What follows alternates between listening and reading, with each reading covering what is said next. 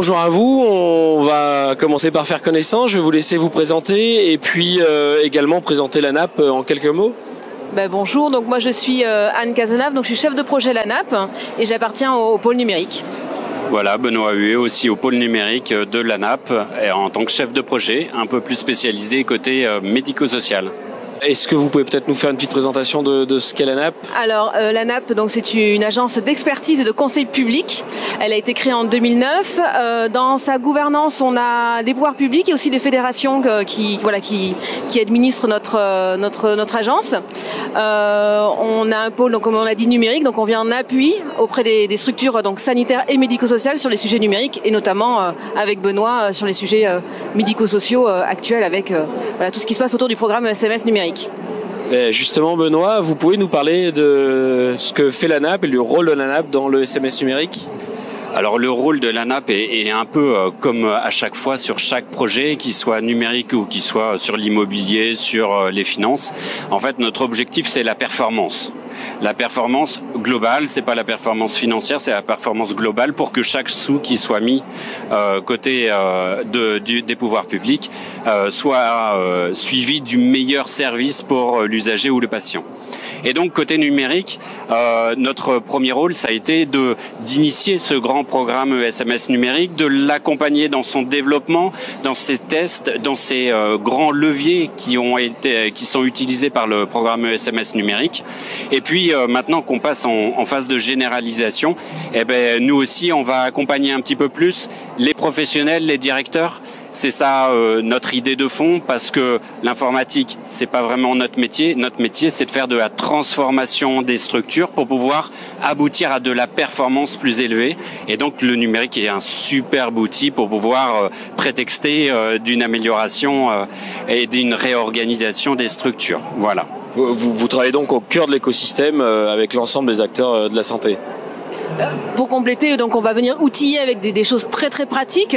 Donc on a toute une offre en fait disponible sur le site de l'ANAP, sur le centre de ressources, avec des ciblages sur des publics, donc plutôt directeurs, plutôt RSI. Et donc vraiment on travaille pour mettre à disposition le maximum d'outils opérationnels qui vont les aider, qui vont vraiment venir en appui. Alors il y a aussi des appuis de terrain qui se font, mais voilà, on a déjà une offre assez conséquente sur le médico-social et aussi sur le sanitaire, qui vraiment viennent les aider. Alors ça va aller de l'outil très opérationnel à plutôt des documents de conviction, pour s'appuyer, pour pouvoir vraiment mettre en mouvement les structures et les accompagner vers cette numérisation. Alors c'est un projet qui doit vous prendre beaucoup de temps, qui prend beaucoup de temps à tout le monde, mais je pense que c'est pas le seul projet sur lequel vous travaillez. Alors c'est vrai que côté numérique, on aborde au-delà du programme SMS numérique qui est vraiment centré sur le DUI, et avec l'ADNS, la CNSA et l'ANS qui sont vraiment nos partenaires du quotidien côté numérique et côté du programme, on essaye d'aller voir plus loin. Voilà. Et notre objet aujourd'hui, il est beaucoup plus sur les ressources humaines. Voilà. Donc, on a déjà dans le programme SMS numérique le financement d'un chef de projet pour pouvoir déployer le dossier d'usager.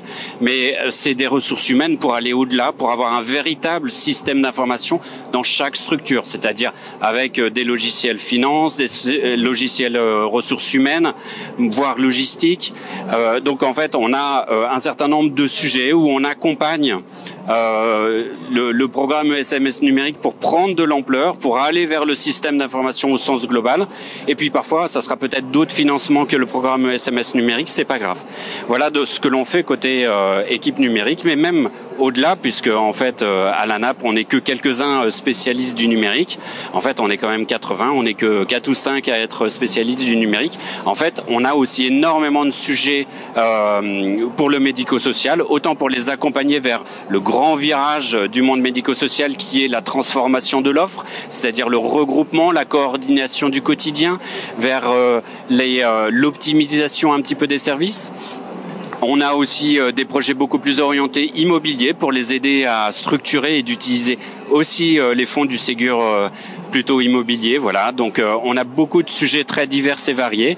Et puis aujourd'hui, l'ANAP se tourne aussi vers l'avenir et essaye d'éclairer les utilisateurs, les directeurs, les professionnels vers ce que sera le numérique demain. Voilà, donc histoire d'avoir des petites idées pour l'avenir.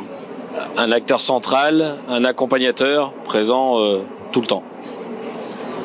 Et sans mission de régulation, vous l'avez compris. Donc on est vraiment en accompagnement de l'ensemble de cet écosystème. Voilà, on essaye d'appuyer, de tirer dans le bon sens tout le monde pour que le bateau bouge vers ce qui est intéressant, pertinent dans la prise en charge des personnes accompagnées, donc du côté sanitaire, mais aussi du côté médico-social. Et du coup, qu'est-ce que vous diriez à quelqu'un qui serait encore réticent pour s'informatiser ? Vous auriez des conseils à lui donner ? D'y aller, je pense que c'est évident. On a parlé de transformation.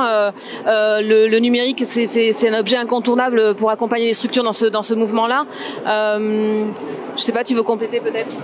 Je crois qu'il faut prendre conscience aussi que le numérique, c'est une véritable déferlante.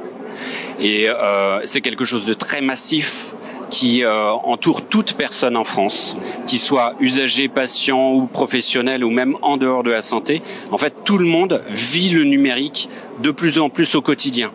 Et ça, c'est très important que, au fond, nous, en tant que professionnels de santé, de soins et d'accompagnement, on se dise, d'une manière ou d'une autre, il faut que j'intègre le numérique dans mon quotidien.